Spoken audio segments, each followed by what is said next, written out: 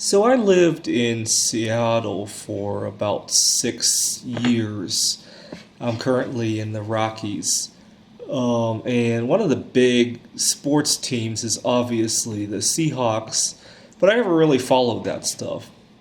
And when people would ask me, sometimes I'll casually maybe watch one game, but for the most part, I just tell them that I don't really follow that stuff. I have other hobbies involved. And usually that's the end of the story. Now, the problem is that there are certain topics that people feel need to be political in nature. So you can refuse to watch football, or you can watch it. It doesn't seem to be a problem. We have a live and let live attitude there. But if you refuse certain foods, if you have certain lifestyles, if you prefer to be single, if you have certain preferences in terms of where you like to travel, especially if it's to another country, and there's some sensitivities in terms of culture. Oh my God, everybody pokes in there, right?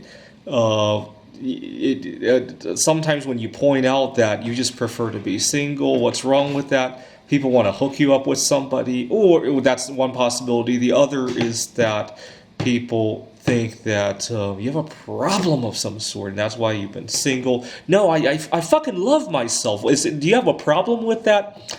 That's what I want to say. Of course, depending on who I'm talking to, I can't really say it that way.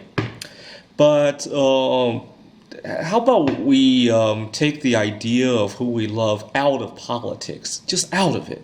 In the ideal world, people talk about equality in marriage. In the ideal world, government wouldn't be involved in marriage, right? And whether or not the concept of marriage being private and outside of government, whether or not that is fair would be another story. But the fact that government is even involved in it pretty much guarantees it's not going to be fair, right? How about you take your politics out of that and take the politics out of what we decide to eat, right? I don't know. It's really frustrating. Why does politics have to be involved in whether or not you decide to get a COVID-19 vaccine, right? Take it out of it, right? Thanks for watching.